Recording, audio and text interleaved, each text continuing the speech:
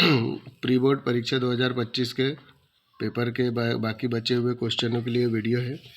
तो प्रश्न नंबर 9 तक का तो मैं वीडियो बना चुका हूँ पहले पार्ट में, प्रश्न नंबर 10 से।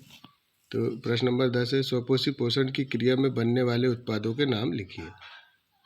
तो इसमें ऑक्सीजन गैस और ग्लूकोज बनता है, जल भी बनता है ना। फिर बोल रहा है, अथवा पादप में जल एवं खनिज लवणों का वहन किस प्रकार होता है। ये सब मैं लिखवा भी दूंगा, अभी तो मैं शॉर्टकट में बता रहा हूँ।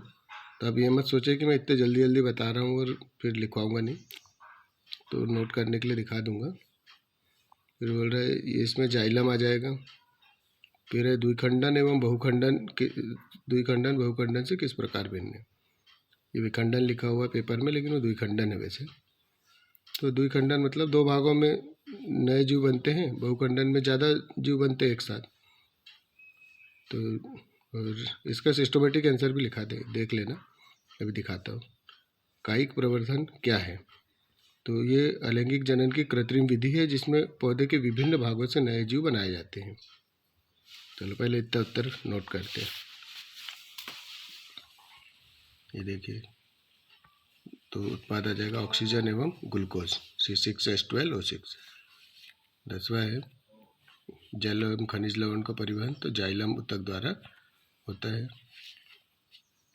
फिर द्विखंडन बहुखंडन से किस प्रकार भिन्न है। तो द्विखंडन में अमीबा जैसे सूक्ष्मजीव प्रायः दो समान भागों में विभक्त होकर दो जीवों को एक साथ जन्म देते हैं, जबकि बहुखंडन में एक कोशिका अनेक संततियों कोशिकाओं को एक साथ विखंडित होकर अनेक जीवों को एक साथ जन्म देते हैं।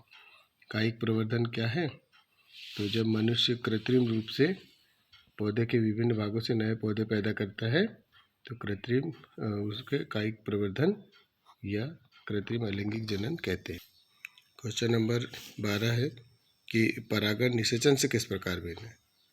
और फिर कि एकल जीवों में अलैंगिक जनन की 4 विधियाँ लिखिए। तो देखिए, परागण मतलब तो पराग कणों का वह प्रक्रिया जिसमें पराग कोश से निकलकर परागकण वर्तिकाग्र तक पहुँचते हैं, परागण कहलाती है। जबकि पराग कणों में उपस्थित नर युग्मक का अंडाशय में उपस्थित मादा युग्मक से मिलना निषेचन कहलाता है। एकल मतलब होता है एक कोशी जीवों में जो है अलैंगिक जनन की विधियाँ कौन कौन सी। तो एक तो द्विखंडन है, एक बहुखंडन होती है, एक मुकुलन और चौथा पुनरुद्ध भवन। तो 4 विधियाँ लिखने के लिए कहा गया था, तो ये 4 विधियाँ हमारे। प्रश्न नंबर 13 था, वंशागत लक्षण क्या होते हैं। और उसका अथवा है मेंडल के प्रयोग द्वारा कैसे पता चला कि लक्षण प्रभावी अथवा अप्रभावी होते हैं। वंशागत या वंशानुगत एक ही चीज़ है कि जो माता पिता से बच्चों में पहुँचते हैं वाली बात। तो इनको देखते हैं। मतलब ऐसे लक्षण जो माता पिता से अपने बच्चों में पहुँचते हैं वंशानुगत या वंशागत लक्षण कहलाते हैं। जैसे त्वचा का रंग, आँखों का रंग।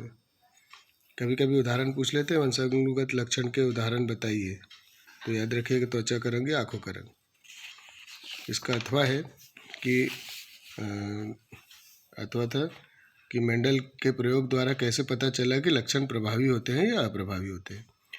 तो मेंडल ने अपने प्रयोग में 2 भिन्न लक्षण यानी कि गुणों वाले मटर के पौधे में संकरण कराए थे, जैसे कि लंबे पौधे और बौने पौधे। जब उन्होंने परीक्षण किया तो परीक्षण करने पर पता चला कि प्रथम पीढ़ी में केवल लंबे पौधे प्राप्त हुए, लेकिन दूसरी पीढ़ी में सभी पौधे लंबे नहीं थे, कुछ पौधे बौने भी थे। यहाँ पौधों का लंबा होना प्रभावी लक्षण है तथा बौना होना अप्रभावी लक्षण है। इस प्रकार मेंडल के प्रयोग द्वारा पता चलता है कि लक्षण प्रभावी अथवा अप्रभावी होते हैं। यानी उन्होंने ये देखा कि पहली पीढ़ी में केवल लंबे पौधे बने, फिर उन्होंने डबल से जब संकरण कराया तो देखा कि सारे पौधे लंबे नहीं थे, कुछ बौने भी थे। यानी कुछ पौधे जो है प्रभावी गुण, कुछ गुण प्रभावी भी होते हैं और कुछ अप्रभावी भी होते हैं। प्रश्न नंबर 14, अंतिम पंक्ति में बैठे किसी विद्यार्थी का श्याम पत्र पढ़ने में विद्यार्थी को कठिनाई होती है।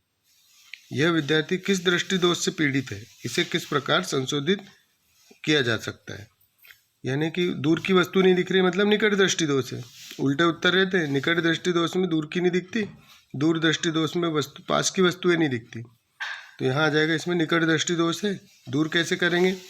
तो निकट में 3 शब्द है तो 4 शब्द वाला लेंस, अवतल लेंस इसमें उपयोग करके हम दूर कर सकते हैं। तो आंसर आप साधारण से लिख सकते हो कि जैसे दिया है ये, इतना लंबा लिखने की ज़रूरत नहीं है, तो समझाने के हिसाब से हो गया कि अंतिम पंक्ति में विद्यार्थी बैठा है और उसे श्याम पत्र पढ़ने में कठिनाई हो रही है। तो रही की जगह रहे लिखा गया है, रही है, अर्थात उसे दूर की वस्तु स्पष्ट नहीं दिख रही है, अतः विद्यार्थी में निकट दृष्टि दोष है।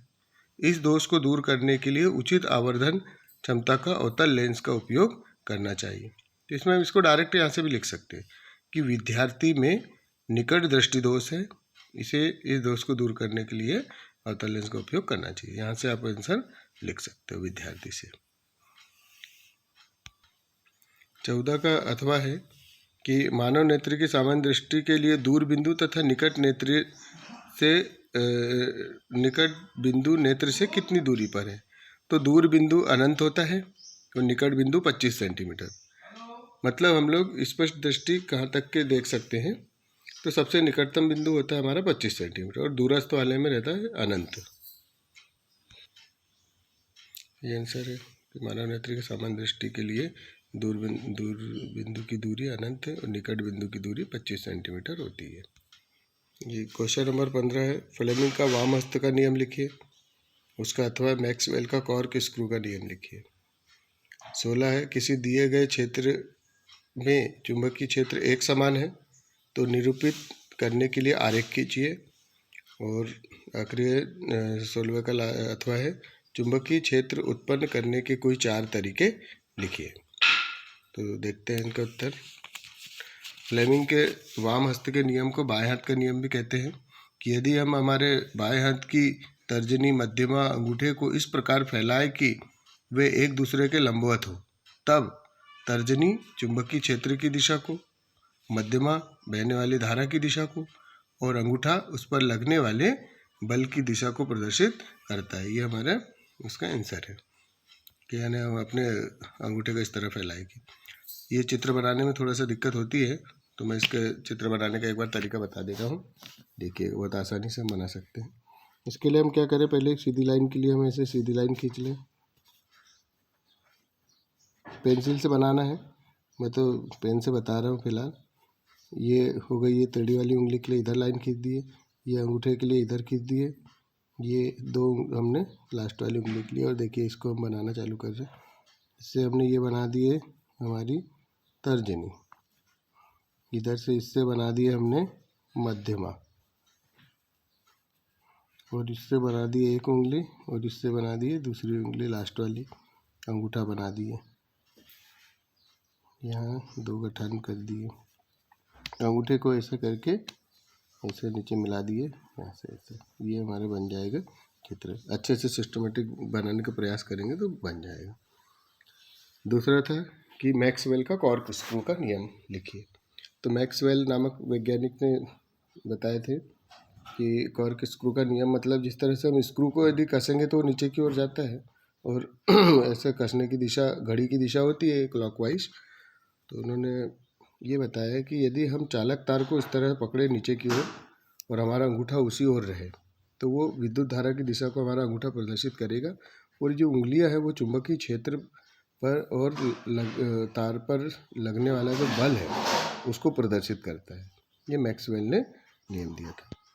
तो देख लेते हैं आंसर कि मैक्सवेल का कॉर्क स्क्रू नियम। यदि हम अपने दाहिने हाथ में धारावाही सीधे चालक को इस प्रकार पकड़े कि, ऐसे चालक को एकदम इस प्रकार पकड़े कि